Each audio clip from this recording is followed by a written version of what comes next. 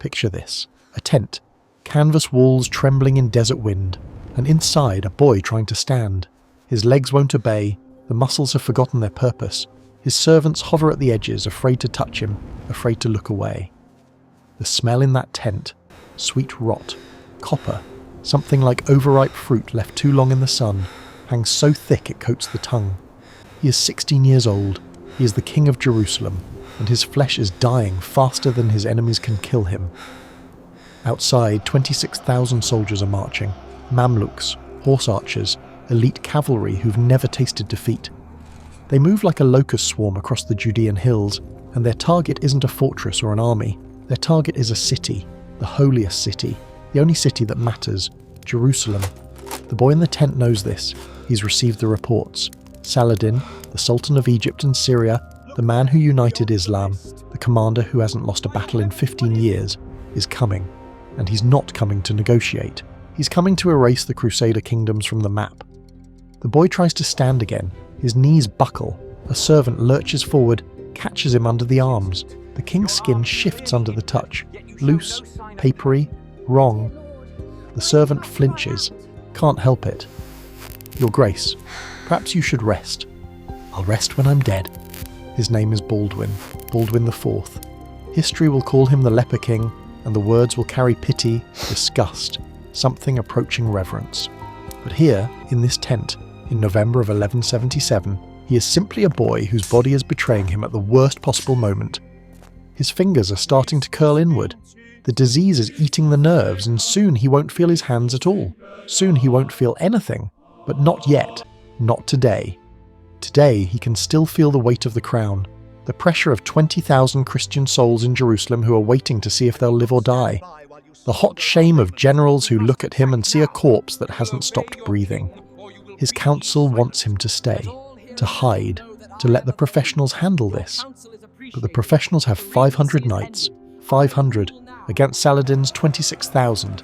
The math isn't complicated. It's not even close. It's the kind of mismatch that doesn't end in defeat. It ends in annihilation, in erasure, in the kind of massacre that salts the earth for generations. And yet, Baldwin reaches for his armour. His squire hesitates. The boy's arms are bandaged to the elbow, hiding sores that weep and stink and never heal. Putting armour on this body will be an act of torture. Your Grace, the armour, now. There's something in his voice. Something that doesn't match the ruined flesh or the trembling legs. Something hard, ancient, borrowed from men who died on walls and never flinched. The servant obeys. Outside, the sun beats down like a hammer. The wind carries dust and the distant sound of hoofbeats. Outriders, scouts, the vanguard of an army that stretches to the horizon. Somewhere out there, Saladin is making plans. Strategic plans. Logical plans.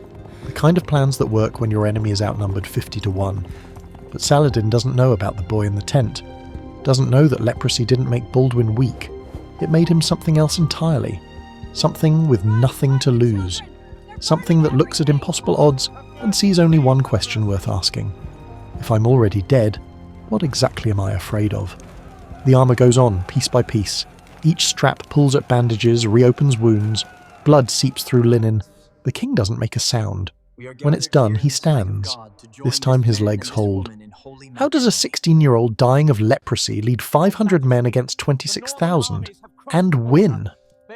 The diagnosis came when Baldwin was 9 years old. His tutor, William of Tyre, noticed it first. The boys were playing. Rough games, the kind that leave bruises, and Baldwin wasn't flinching, wasn't reacting. Another child grabbed his arm, twisted hard enough to leave marks, and the young prince simply looked down at the damage with curiosity. No pain, no tears. William watched this with growing horror. He'd seen that symptom before, in leper colonies, in the walking dead who begged at city gates. The confirmation took weeks. Physicians poked and prodded. They tested sensation with needles, with fire, with ice. The results were always the same. Baldwin's right arm was numb from elbow to fingertip. The nerves were dying. The flesh would follow. Leprosy. The rotting disease. The curse of God. According to witnesses, the king's father, Amalric I, received the news in silence. He didn't rage, didn't weep. He simply sat in his chamber for 3 hours staring at nothing, calculating the political catastrophe that his son's illness represented. The Kingdom of Jerusalem was not a nation, it was a fever dream, a strip of coastline held by European invaders against the entire weight of the Islamic world. It survived on two things: military prowess and the illusion of divine favour. A leper king shattered the second completely. God's chosen people, ruled by a boy rotting alive. The theological implications alone could fracture the Crusader alliance. But Amalric had no other sons. His only alternative heir was his daughter, Sibylla, and a woman on the throne would trigger a succession crisis that might destroy the kingdom faster than any Muslim army. So the secret was kept.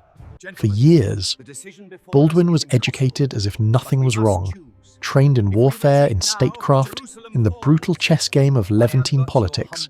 His instructors pushed him harder than they pushed any other student, knowing that he'd need to be twice as capable to overcome what his body was becoming. The boy learned quickly. Historians still debate whether his brilliance was natural talent or the desperate focus of someone who knew his time was running out. Either way, by 12, he could read Latin, Greek, and Arabic. By 14, he understood siege warfare better than men twice his age. By 15, he was commanding respect from hardened knights who'd killed their first Saracen before he was born. But leprosy doesn't negotiate. It doesn't care about intelligence or willpower or the fate of kingdoms. When Amalric I died suddenly in 1174, dysentery they said, though poison was whispered, Baldwin became king at 13 years old. The secret couldn't be kept anymore.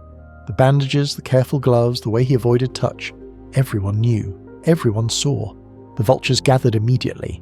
His mother, Agnes of Courtenay, had been exiled from court years earlier, deemed too lowborn, too scandalous, too politically inconvenient. Now she returned, hungry for influence over her dying son. The great noble families of the kingdom, the Ibelins, the Lusinians, the Tripolis, began positioning their candidates for the succession that everyone assumed would come within months. No one expected Baldwin to last a year. The disease was advancing. His face remained untouched, a small mercy, but his limbs were failing. Sensation crept away inch by inch, leaving dead zones where infection could take hold without warning.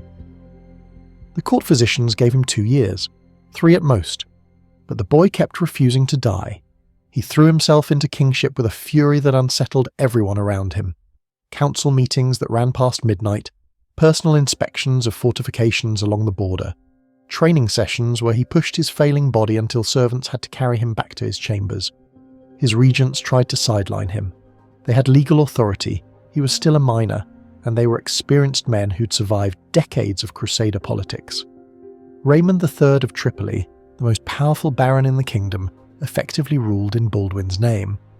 But Raymond underestimated what desperation could do to a teenage boy with nothing to lose.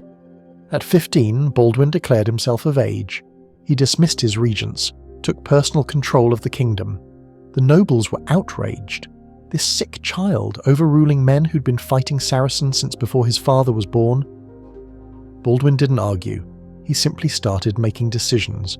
Good decisions, smart decisions, the kind of decisions that saved lives and strengthened defences and made the kingdom marginally less likely to collapse. And one by one, the nobles stopped laughing. The leper wasn't just surviving, he was governing. Better than anyone expected. Better than many of his predecessors. The problem was simple. Governing couldn't stop Saladin. While Baldwin was learning to hide his rotting hands, Saladin was building an empire. He started as no one, a Kurdish soldier in someone else's army. His uncle, Shirkuh, served the great Nur ad-Din, and young Saladin followed like a shadow, watching, learning, saying little. The other commanders dismissed him. He seemed too quiet, too cautious, too reluctant for the bloody work of empire. They were wrong. In 1169, Saladin's uncle died suddenly after conquering Egypt. The vast Fatimid realm, the richest prize in the Islamic world, needed a new ruler. By all logic, it should have gone to an experienced general. Instead, it went to the quiet nephew who'd spent years making himself indispensable. Within 2 years, Saladin had dismantled the Fatimid Caliphate entirely, a dynasty that had ruled for 2 centuries, erased, merged into his growing power base. The speed of it shocked everyone, Muslim and Christian alike. But Egypt was just the beginning. When Nur ad-Din died in 1174, Saladin moved north. Damascus fell to him, then Aleppo, then Mosul. One by one, the fractured Muslim states of the Levant submitted to his authority, some through diplomacy, some through siege, some through the quiet removal of inconvenient rivals. Historians still debate whether Saladin was a unifier or a conqueror, a liberator or a tyrant. The answer, probably, is all of these things. What's undeniable is the result. By 1177, he controlled Egypt, Syria, and most of Mesopotamia. He commanded resources that dwarfed anything the Crusaders could field. His armies numbered in the tens of thousands, and he had one burning obsession: Jerusalem. The city had been in Christian hands for nearly 80 years, since the First Crusade had waded through blood to claim it. For Muslims, this occupation was an open wound. Jerusalem was sacred, the third holiest city in Islam, the place where Muhammad had ascended to heaven. Every mosque in Saladin's empire echoed with the same prayer: restore Al-Quds, cleanse the holy city. Saladin intended to answer that prayer. His military record was almost flawless. Campaigns against the Crusaders had gone well. Probing attacks, border raids, the slow strangulation of Christian-held territory. The Crusader kingdoms were weakening. Their reinforcements from Europe arrived in trickles. Their nobility squabbled endlessly over land and titles and petty grievances. And now their king was a leper boy who couldn't grip a sword. The intelligence reports must have seemed like divine providence. Saladin knew Baldwin's condition, knew the political chaos in Jerusalem, knew that the Christian military was scattered across multiple garrisons, unable to concentrate quickly. The moment was perfect. In November 1177, Saladin gathered the largest army he'd ever commanded for a campaign against the Crusaders. 26,000 men, the elite of Egypt and Syria, Mamluk cavalry, slave soldiers trained from childhood in the arts of war formed the core, horse archers who could shoot while riding at full gallop, heavy cavalry that could shatter any infantry line in existence. Against this force, the entire military strength of the Kingdom of Jerusalem amounted to perhaps 600 knights and a few thousand infantry. But Saladin wasn't going to give them the chance to concentrate. His plan was elegant. Instead of besieging fortresses or engaging the Christian army directly, he would simply bypass them. March his massive force straight through Crusader territory, raid everything in his path, and arrive at Jerusalem before Baldwin could organise a response. The city's walls were strong, but its garrison was skeleton thin. Most of the kingdom's knights were in the north, dealing with a separate crisis. Jerusalem itself had perhaps a few hundred defenders. It would fall in days, maybe hours. And once Jerusalem fell, the rest would follow: Acre, Tyre, Antioch. The entire Crusader enterprise wiped from the map within a year. Saladin began his march in late November. The reports that reached Baldwin painted an apocalyptic picture: enemy columns stretching for miles, villages burning, refugees flooding toward Jerusalem with stories of unstoppable hordes. The Sultan moved with terrifying confidence. He didn't even bother to keep his army concentrated. Why would he? There was no enemy force capable of threatening him. His troops spread across the countryside, looting, burning, enjoying the fruits of inevitable victory. He had no idea that a dying boy was watching, calculating, preparing to do something insane. The crisis began with a wedding. Baldwin's sister Sibylla was the key to the succession. Whoever married her would effectively control the future of the kingdom. So when Baldwin arranged her marriage to William of Montferrat, a competent, well-connected Italian noble, it seemed like a rare piece of good news. Then William died, months after the wedding, before producing an heir. Sibylla was pregnant, but the child's sex was unknown. If she bore a daughter, the succession crisis would deepen. The noble factions began circling again, each pushing their own candidate for Sibylla's next husband. And that's when Saladin invaded. The timing couldn't have been worse. Half the kingdom's knights were in the north near Tripoli, dealing with a separate military threat. Baldwin was in Jerusalem with a skeleton force, perhaps 500 knights, and a small contingent of infantry. When word came that Saladin had crossed the border with 26,000 men, the king faced an impossible choice. He could stay in Jerusalem, reinforce the walls, wait for Saladin to besiege the city and hope that his northern forces arrived in time, but that meant abandoning everyone outside the walls, every village, every farm, every Christian who couldn't reach the city in time. Thousands would die or be enslaved while Baldwin watched from the ramparts, or he could ride out. confront Saladin directly with his 500 knights against 26,000. The math wasn't just unfavourable, it was suicidal. Military history offered no examples of such odds being overcome, not in open battle, not against cavalry of the Mamluks' quality. His advisors begged him to stay. Raymond of Tripoli, still smarting from being dismissed as regent, sent messages urging caution. The Templars and Hospitallers, the professional military orders, counselled patience. Baldwin ignored them all. Historians still debate whether his decision was courage or desperation, faith or madness. The truth is probably simpler. He couldn't stand to hide, couldn't bear to sit on his throne while his people burned. The disease had taught him something that healthy men rarely understood, that death wasn't the worst outcome, that living while others died for your cowardice was infinitely worse. He mustered every knight he could find, gathered the fragment of the true cross, the holiest relic in Christendom, from its keepers in Jerusalem, and he rode south. His body screamed in protest. Each jolt of the horse sent pain lancing through joints that were slowly losing their cartilage. His hands, wrapped in bandages, could barely grip the reins. By evening of the first day, his servants found blood seeping through his gloves where the leather had rubbed his fragile skin raw. He kept riding. The force that followed him was pitifully small. 500 knights, a handful of Templars who'd refused to wait for reinforcements, some infantry that couldn't possibly keep pace with cavalry, and would arrive, if they arrived at all, hours after any battle was decided. It was a death march, and everyone knew it. They caught up with Saladin's army near a place called Montgisard, not far from the coastal city of Ascalon. What they saw must have stopped hearts. The enemy force sprawled across the landscape like a living thing. Tent cities stretched toward the horizon. Cook fires by the thousands sent smoke spiralling into the November sky. The sound of 26,000 men, talking, laughing, sharpening weapons, confident in their coming victory, rolled across the hills like distant thunder, and they were scattered.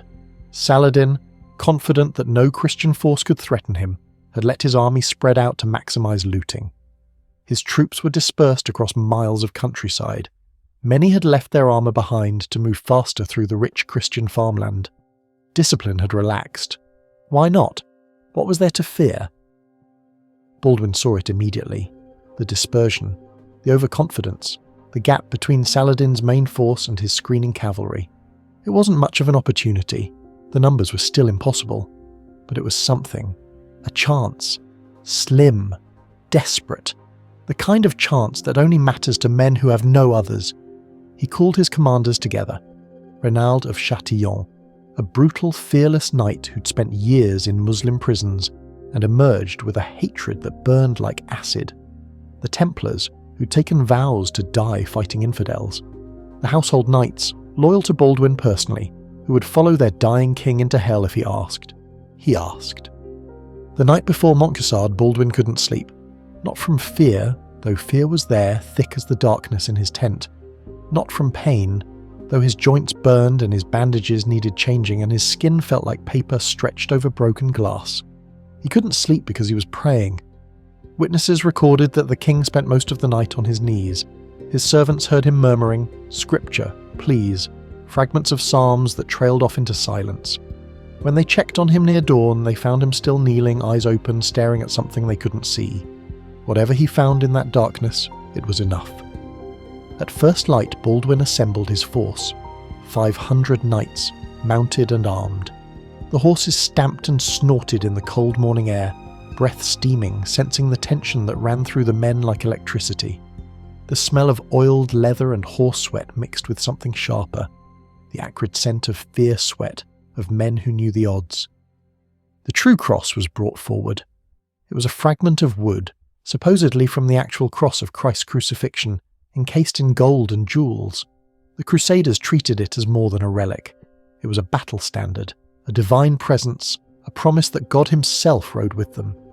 The Bishop of Bethlehem carried it, his vestments incongruous among the armour and weapons. Baldwin knelt before it. The entire army followed. What he said in that moment is lost to history. The prayers, the promises, the desperate bargaining that humans do when death is hours away. But when he rose, something had changed in the faces around him. These men were still going to die. They knew it. The numbers hadn't improved overnight. but now they were going to die for something, with something.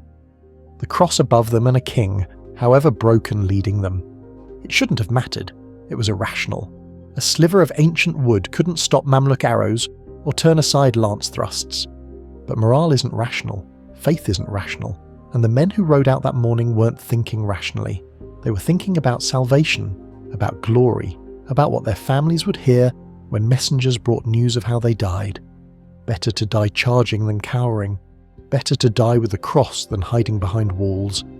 Better to die following a leper king who had more courage in his rotting hands than healthy men had in their whole bodies. They rode. The march towards Saladin's army took hours. Baldwin's scouts ranged ahead, bringing back reports that grew increasingly favourable. The enemy was still dispersed, still confident, still unaware that a Christian force was approaching. But Saladin wasn't a fool. His pickets eventually spotted the Crusader column. Riders galloped toward the main camp with warnings. The Sultan received the news with something between amusement and contempt. 500 knights against his army? According to later accounts, Saladin didn't even bother to fully assemble his forces. He sent a portion of his cavalry, perhaps 8,000 Mamluks, to deal with the annoyance while the rest continued their march toward Jerusalem. It was overkill in his mind. 8,000 elite cavalry against 500 should be enough to end things quickly. He should have sent everyone. The two forces sighted each other in the late morning. The Crusaders crested a ridge and saw the Mamluk cavalry forming below, ranks of horsemen in lamella armour, carrying the curved bows and light lances that made them the terror of every battlefield. Even at 8,000, they outnumbered Baldwin's force 16-1. Baldwin surveyed the field. The ground was rough, rocky, broken by small ravines, unsuitable for the swirling horse archer tactics that Mamluks preferred. They would have to close to engage effectively. A weakness, small, but real. He turned to look at his knights. 500 men who'd followed a dying teenager into certain death. Templars with their white mantles and red crosses. Secular knights in whatever armour they'd managed to strap on during the desperate ride from Jerusalem. Raynal of Châtillon, his face twisted into something that might have been a smile or a snarl. Historians still debate whether Baldwin gave a speech. Some accounts mention words of inspiration. Others say he simply raised his sword, with hands that could barely grip the hilt, and pointed toward the enemy. Either way, the message was clear. The true cross was lifted high.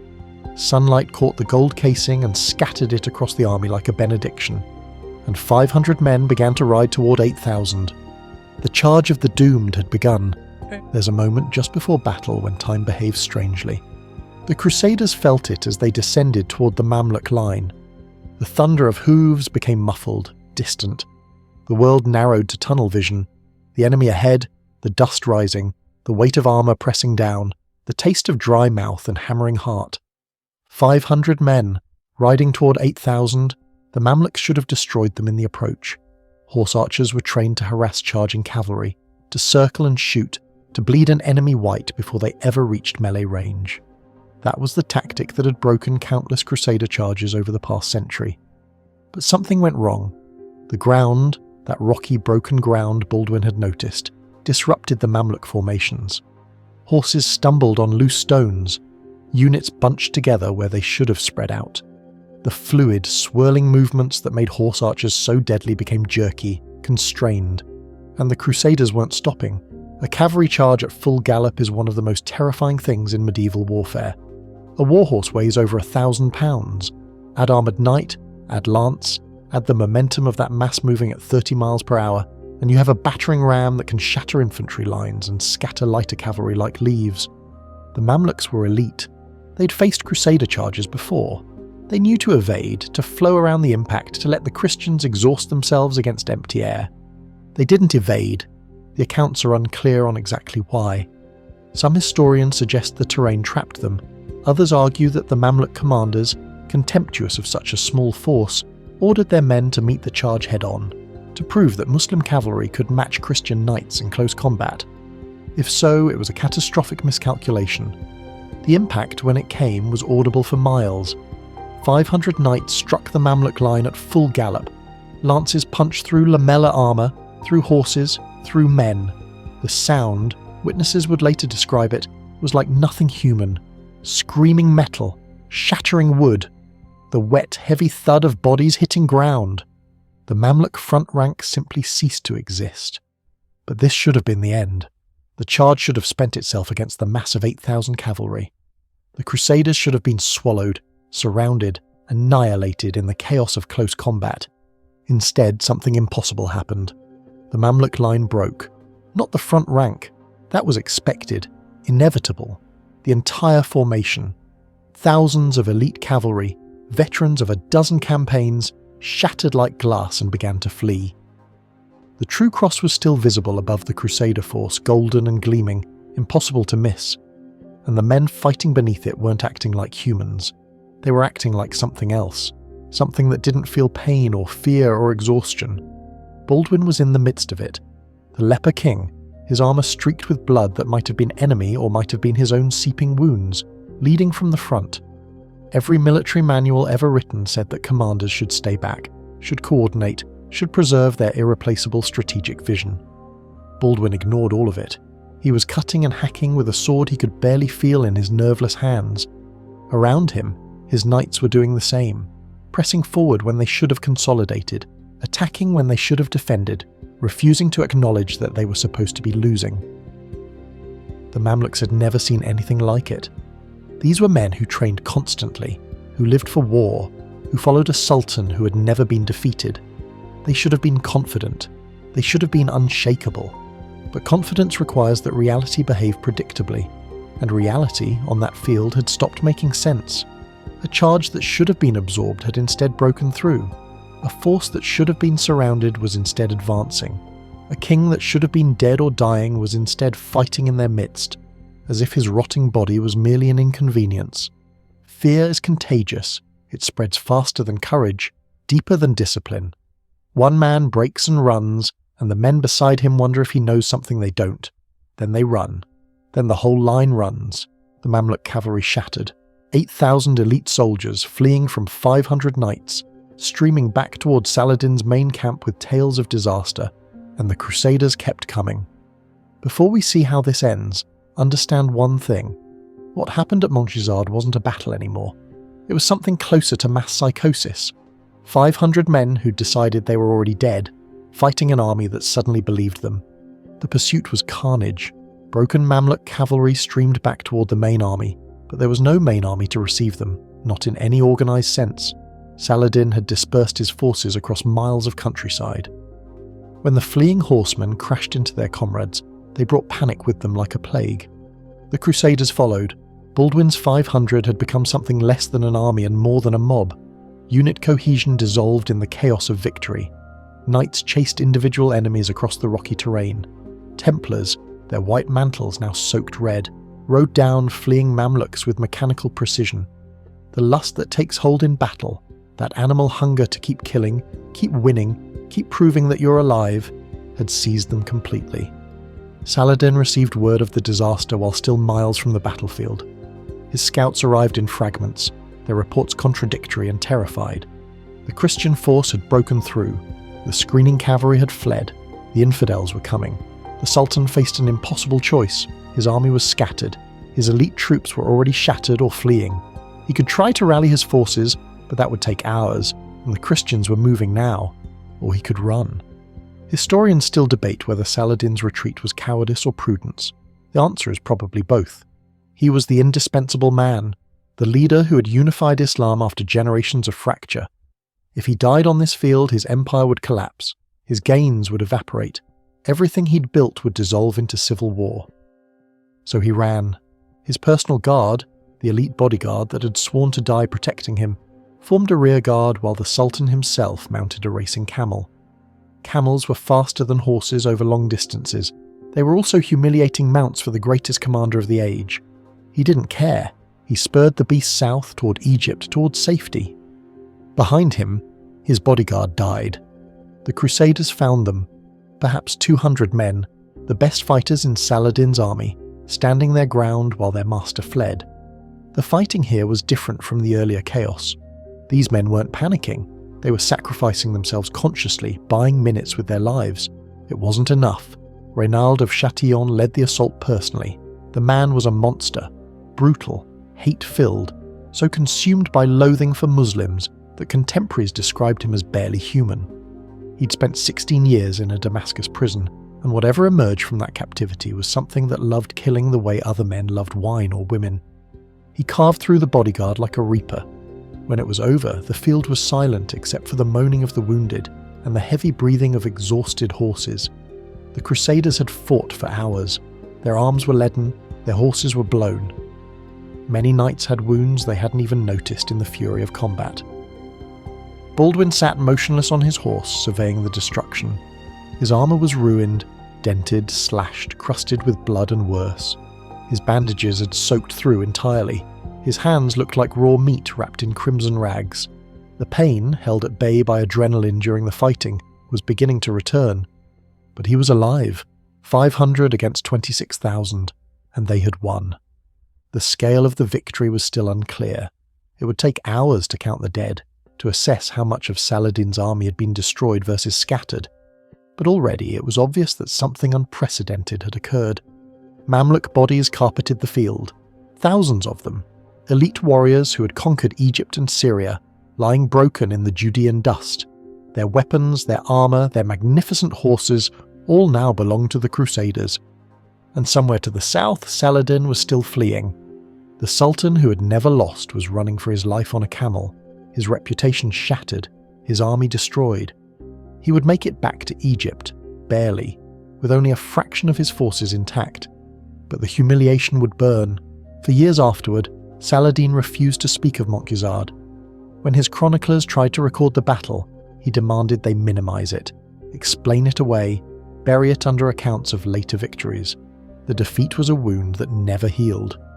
Baldwin, meanwhile, had achieved the impossible. A 16-year-old leper, leading 500 men, had broken the greatest army the Islamic world had assembled in generations, had sent the invincible Saladin fleeing, had saved Jerusalem. It should have been the beginning of something, a turning point, a new era of Crusader strength. Instead, it was the beginning of the end.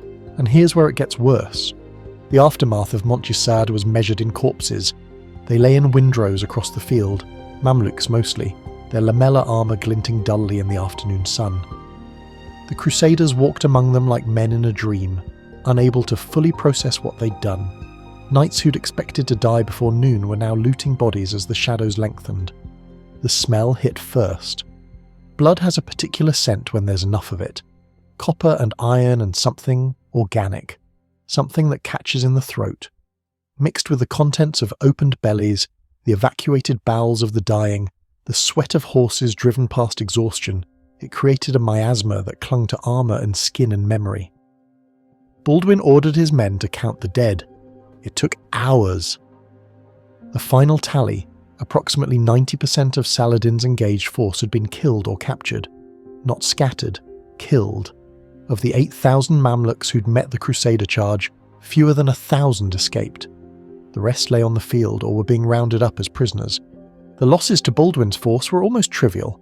A few dozen knights dead, perhaps 100 wounded. Numbers that would have been acceptable in a skirmish, let alone a battle against such odds. It was a miracle. The word appeared in every chronicle, every letter, every sermon that followed. God himself had intervened. The true cross had delivered its faithful. Baldwin was not merely a king, he was an instrument of divine will. The leper, it seemed, had been chosen.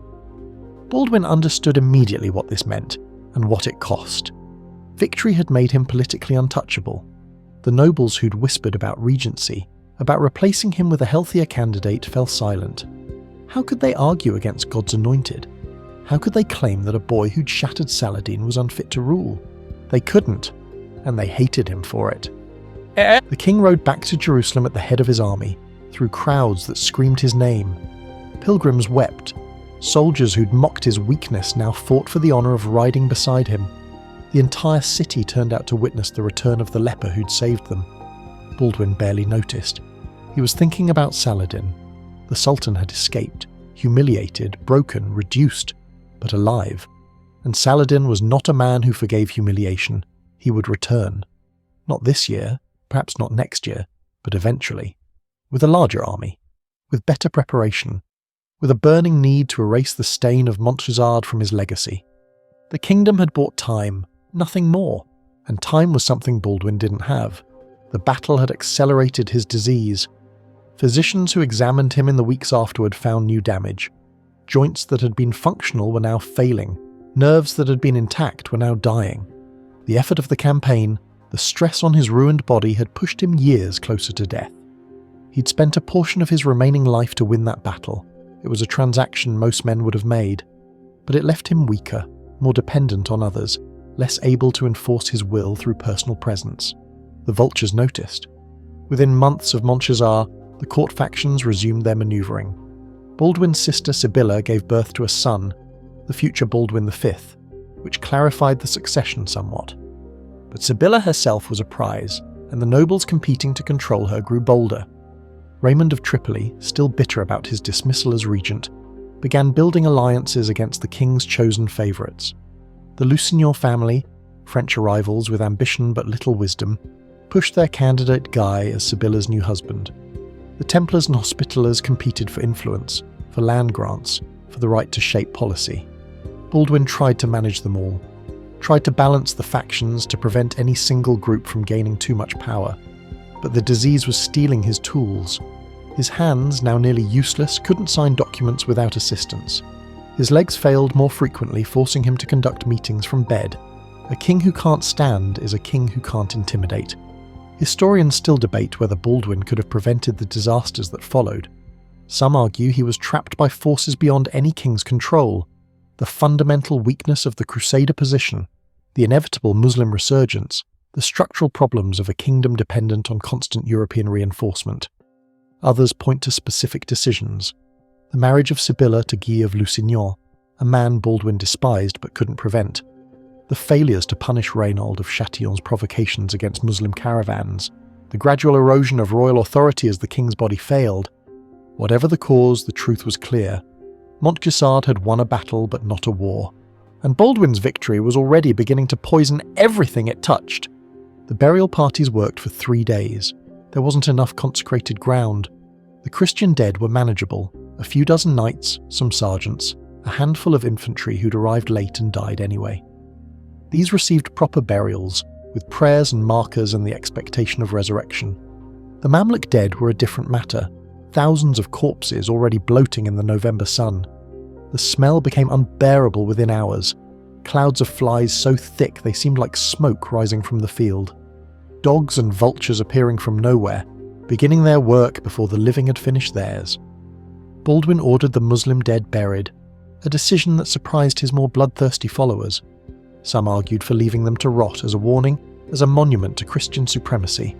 The king refused. Disease would follow, he said. Plague. The victory would mean nothing if it poisoned the land it had saved. So the burial parties dug mass graves. Shallow trenches, really. There wasn't time or manpower for proper depth. Bodies were rolled in, sometimes 3 or 4 deep. Lime was scattered. Earth was shoveled.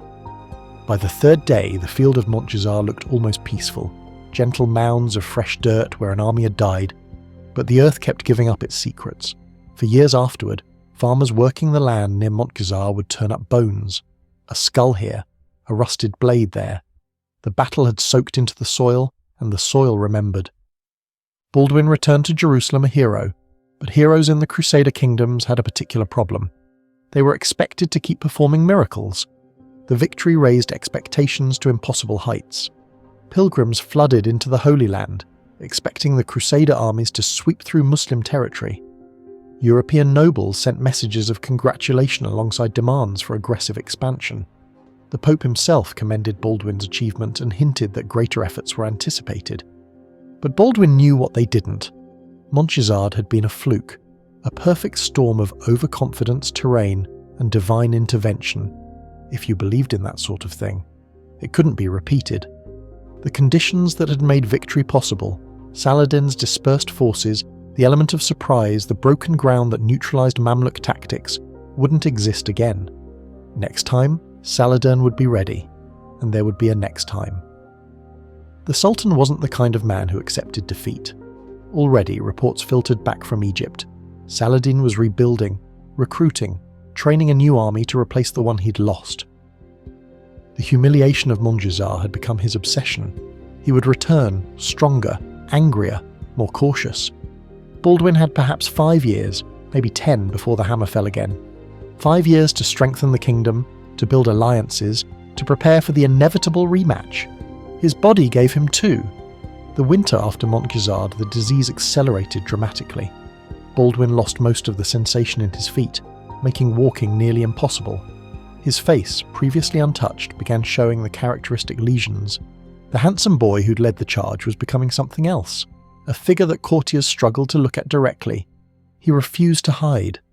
Every council meeting, every diplomatic reception, every military review, Baldwin attended in person, forcing the assembled nobles to confront what he was becoming. It was a calculated cruelty in its way. A reminder that the man who'd saved them all was paying the price. Some were shamed into loyalty, others merely learned to hide their disgust better. The king's isolation grew. He couldn't touch anyone without seeing them flinch, couldn't remove his gloves without clearing a room. The servants who attended him, brave souls who risked infection to care for their sovereign, became his only real human contact. Even his family pulled away. Agnes, his mother, was more interested in securing her political position than comforting her dying son. Sibylla, his sister, was distracted by her new husband, Guy of Lusignan, a man Baldwin had tried desperately to prevent her from marrying. Guy was everything Baldwin wasn't: handsome, healthy, confident to the point of arrogance. He was also, in Baldwin's estimation, a fool. The kind of fool who confused luck with skill and ambition with ability. The kind of fool who would destroy a kingdom. Baldwin saw it coming, saw the disaster taking shape, but his failing body was running out of ways to prevent it. The battle is over. The real tragedy is just beginning. The years after Montgisard were a slow crucifixion. Baldwin's body failed in stages, each loss stripping away another tool of kingship. His hands went first, the numbness that had begun in childhood finally claiming everything below the wrists. He couldn't sign documents, couldn't grip a sword, couldn't feed himself without assistance. Servants learned to hold cups to his lips, to cut his meat into tiny pieces, to pretend not to notice when food fell from nerveless fingers. Then his feet. Walking became impossible by 1180. He was carried everywhere, on litters, in chairs, by servants who struggled under the weight of a young man who should have been in his prime. The indignity of it ate at him. He'd led cavalry charges. Now he couldn't cross a room, then his eyes. Leprosy attacks the corneas eventually. Baldwin watched his vision blur, then fragment, then narrow to tunnels of light surrounded by creeping darkness. By 1183 he was functionally blind. The Leper King, who had once surveyed battlefields with the eye of a master tactician, now relied on others to describe the world to him. He kept ruling. This is the part that chroniclers struggled to explain. A man in Baldwin's condition, blind, crippled, his face a ruin of lesions and collapsed tissue, should have surrendered power, should have retreated to a monastery, sought peace with God, prepared for death with whatever dignity remained. Instead, he clung to the throne like a drowning man clutching wreckage. Not from love of power. Baldwin had never wanted to be king. The crown had been thrust upon him by the accident of his birth and the cruelty of his disease. He would have given it up gladly to the right successor. There was no right successor. Sibylla's husband, Guy of Lusignan, was the presumptive heir.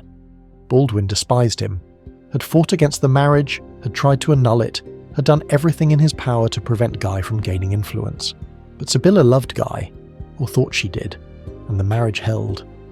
The king's alternative was Raymond of Tripoli, the former regent he'd dismissed years earlier. Raymond was competent, experienced, politically shrewd. He was also ambitious, and his relationship with Baldwin had never recovered from the regency dispute. Neither option was acceptable. Neither could be avoided. Baldwin's solution was desperate. He crowned his nephew, Sibylla's young son from her first marriage, as co-king. Baldwin V, all of 5 years old, became the nominal heir to Jerusalem. If Baldwin IV died, the child would rule, with regents of course, but at least it would prevent Guy from taking power directly. It was a patch on a wound that needed surgery. Meanwhile, Saladin was returning. The Sultan had spent the years since Montgisard preparing. New armies, new alliances, a patience that replaced his earlier overconfidence. He probed the Crusader defences, testing for weakness, waiting for the moment when the Leper King's failing body would finally betray his kingdom. In 1183 he invaded again, this time with caution, this time with the determination of a man who would not be humiliated twice. Baldwin rallied his forces one last time. He couldn't lead them, couldn't ride, couldn't see, could barely speak through the ruin of his face, but he insisted on being present, on being carried to the army in a litter, a wrapped and bandaged figure that his own soldiers barely recognized. Historians still debate whether his presence helped or hurt. The army that assembled was larger than the one at Montgisard. The kingdom had used the intervening years to rebuild, but the spirit was different. These men weren't following a young king into glorious battle. They were fighting alongside a corpse that hadn't stopped giving orders. The campaign ended inconclusively. Saladin withdrew rather than risk another Montgisard, but the withdrawal felt like delay rather than defeat. Everyone knew he'd be back. Baldwin returned to Jerusalem knowing he'd led his last campaign. The effort had nearly killed him. Physicians warned that any further exertion would be fatal. He didn't care. He'd bought his kingdom a little more time. That was all he could do. In his final months, Baldwin became a ghost. He appeared at fewer council meetings, made fewer decisions. His regents, Raymond of Tripoli chief among them, assumed more and more authority. The king who had refused to be sidelined was slowly being erased. When death finally came for Baldwin IV, it would find a man who had already been dead for years, a mind trapped in a body that had become its prison, ruling a kingdom that was already slipping from his nerveless fingers. In the final year of his life, Baldwin IV could no longer recognize faces. His vision had narrowed to a blur of light and shadow. When advisors approached, they had to announce themselves, their names, their titles, their business. The king who had once read the fear in enemy formations now couldn't tell if the man before him was friend or enemy without being told. He trusted anyway. He had no choice. The court around him had become a nest of vipers, each faction maneuvering for position in the succession everyone knew was coming. Raymond of Tripoli controlled the regency for young Baldwin V. Guy of Lusignan fumed in the shadows, waiting for his wife Sibylla to inherit. The great noble families, Ibelins, Grenier, others, calculated their odds and hedged their bets. Baldwin watched it all through the reports his few remaining loyal servants brought him. Or rather, he listened. Watched was no longer possible. The picture they painted was bleak. His miracle at Montgisard had bought time, but time had run out in the worst possible way. Not through military defeat. Saladin was still gathering his strength, but through the slower rot of political collapse. The kingdom was fragmenting from within before any enemy could destroy it from without, and he couldn't stop it. His hands were gone, not amputated. The nerves had simply died so completely that the flesh had followed. What remained were bandaged stumps that he kept hidden under silk wrappings. Servants changed the bandages daily, disposing of the corrupted cloth where the king wouldn't have to smell his own decay. His face was a mask.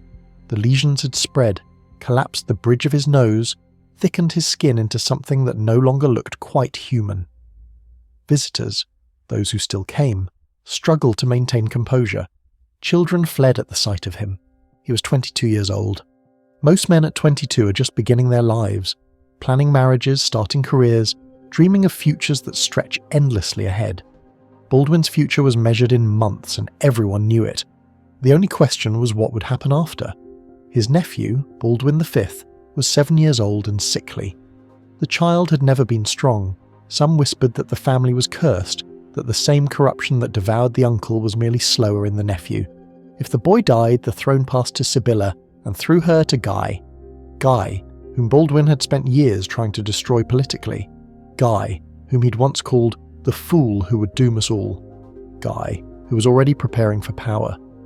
In his final months, Baldwin made one last attempt to secure his kingdom's future. He tried to force an annulment of Sibylla's marriage, to break the bond that would put Guy on the throne. The attempt failed. Sibylla refused. The nobles, calculating their interests, declined to support a dying king against the faction that would shortly rule. Even Raymond of Tripoli, Baldwin's former enemy and current regent, couldn't prevent the inevitable. Historians still debate whether Baldwin died of despair or disease. The distinction may be meaningless. By March 1185, both had consumed him entirely. His body had been dying for years. His spirit broke when he realised he couldn't save his kingdom from itself. The end came quietly. No battlefield, no glory, no dramatic last words preserved for posterity. He simply stopped.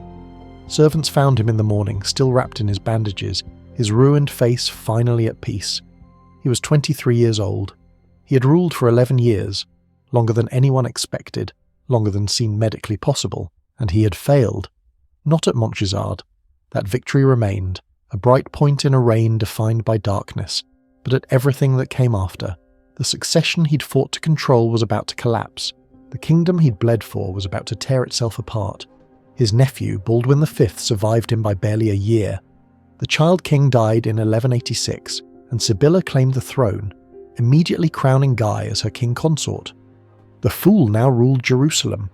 Within 18 months, Guy would lead the army of the kingdom into disaster at the Horns of Hattin, would lose virtually every knight in the realm, would watch Saladin recapture Jerusalem, erasing everything the Crusaders had built over nearly a century. Baldwin IV had spent his entire reign trying to prevent that future.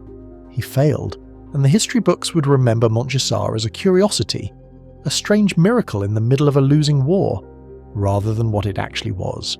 The last gasp of a kingdom that was already dying. Smoke rose over Jerusalem on October 2nd, 1187. Not from destruction. Saladin was too cunning for that. The smoke came from signal fires, from the organised dismantling of Crusader authority, from the quiet efficiency of an occupation that had been decades in the planning. The city that Baldwin IV had saved at Montgisard fell without a siege. Balian of Ibelin, the defender, negotiated the surrender after Saladin's overwhelming force made resistance suicidal. The terms were almost generous. Christians could ransom themselves, could leave in peace, could keep their lives if not their homes. Saladin had learned from the First Crusade's massacre. He would be the merciful conqueror, the civilized victor. He had also learned from Montgisard. Never again would he underestimate the Crusaders. Never again would he scatter his forces or assume victory before it was achieved. The humiliation of 1177 had forged him into something harder, more careful, more certain to succeed. Baldwin's greatest victory had created his kingdom's greatest enemy. The irony would have destroyed the Leper King had he lived to see it. But Baldwin IV had been dead for 2 years by the time Jerusalem fell. His body rested in the Church of the Holy Sepulchre, the holiest site in Christendom, the supposed tomb of Christ himself. It was fitting in a bitter way. The king who had sacrificed everything for that church now lay within it, while the city around him changed hands forever. His tomb didn't survive. When Saladin's forces reorganized the church, when subsequent centuries brought new rulers and new priorities, Baldwin's burial site was lost, forgotten. The Leper King who had performed miracles was reduced to a memory, then a footnote, then nothing at all. Meanwhile, the men who had destroyed his legacy prospered, at least for a time. Guy of Lusignan, the fool Baldwin had warned against, survived the disaster at Hattin. Saladin captured him personally, then released him, recognizing that Guy alive and ruling would cause more damage to the Crusaders than Guy dead and martyred. The Sultan was right. Guy's continued bumbling helped ensure that the Third Crusade, for all its sound and fury, never recaptured Jerusalem. Sibylla died of disease during the siege of Acre. Guy lost his claim to the throne, but not his ambition. He purchased the island of Cyprus from Richard the Lionheart and established a new kingdom there, a minor realm where his mediocrity could do limited damage. He outlived Baldwin by decades. He never acknowledged that his brother-in-law had been right about him. Raymond of Tripoli, Baldwin's former regent and rival, died shortly after Hattin, killed, according to some accounts, by the stress of watching everything he'd worked for collapse. Others say he was murdered by his own allies who blamed him for the defeat. Either way, his end was obscure, unmourned, forgotten alongside the king he'd both served and undermined. Reynald of Châtillon, the brutal knight who had helped win Montgisard, received a different fate. Saladin executed him personally after Hattin, beheading the man who had spent years raiding Muslim caravans and violating truces. It was said the Sultan smiled as he did it. Reynald had given him the justification he needed for his final campaign. One by one, the men of Montgisard disappeared. The knights who had charged into impossible odds aged, died, were replaced by sons who hadn't been there. The witnesses who could describe the miracle grew fewer. The memory faded. Within a generation, Montgisard was obscure. Within a century, it was nearly forgotten, overshadowed by the drama of Jerusalem's fall, by the romance of Richard and Saladin, by the catastrophe of the Fourth Crusade. History books mentioned it briefly, if at all. The greatest underdog victory of the medieval age became a footnote. But here is the final cruelty, the last twist that Baldwin's story deserves. His victory wasn't meaningless. Montgisard had bought the Kingdom of Jerusalem 10 years. 10 years of survival, of pilgrimage, of Christian presence in the Holy Land. 10 years during which thousands of believers walked the streets of Jerusalem, prayed in its churches, touched the stones that Christ had supposedly touched. That time mattered. To the pilgrims, to the faithful, to the medieval world that organised itself around the dream of Jerusalem, Baldwin gave them that. A dying boy, leading 500 men against 26,000, bought a decade of grace for everything he believed in. And no one remembers. The statues were never built. The songs were never written. The Leper King became a curiosity. Interesting, perhaps, for a paragraph in a textbook, but not the stuff of legend. Not like Richard. Not like Saladin. Not like the bright figures who lost spectacularly, but looked good doing it. Baldwin won, and then he was erased. His tomb is lost. His face is unknown. No contemporary portraits survive, only later imaginings of what a leper king might have looked like. His voice is silent. We have laws he signed, decisions he made, but not a single word recorded in his own hand. He exists now only in fragments, in the dry prose of William of Tyre, in the gaps between other people's stories, in the dust of a battlefield that farmers still plough, occasionally turning up bones that no one can identify. The Kingdom of Jerusalem lasted another century in diminished form, clinging to the coast, shrinking year by year until the last Crusader fortress fell in 1291. The dream that Baldwin had fought for died slowly, painfully, completely. He would not have been surprised. In his final years, blind and crippled and watching his kingdom tear itself apart, Baldwin IV had understood something that his successors never grasped, that the Crusader states were doomed, that they had always been doomed, that the mathematics of geography and demography and faith made their destruction inevitable. He fought anyway, not because he thought he could win, not because he believed in permanent victory, but because the alternative, surrender, despair, the abandonment of everything he'd been taught to value, was worse than fighting for a lost cause. That's what Montgisard really was. Not a miracle, not divine intervention, just a dying boy who refused to accept that his death had to be meaningless. 500 against 26,000. A leper who couldn't grip his sword leading the charge, the true cross gleaming above an army of the doomed. They should have lost. They should have been annihilated. Instead, they shattered the greatest military force in the medieval world and sent its commander fleeing on a camel. For one afternoon, the impossible happened. And then history moved on. Baldwin IV died in Jerusalem wrapped in bandages, blind and broken and 23 years old. The kingdom he saved would fall. The victory he won would be forgotten.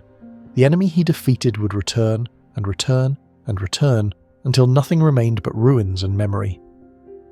The empire endured, the man did not. History remembers Jerusalem, it forgot the leper who saved it.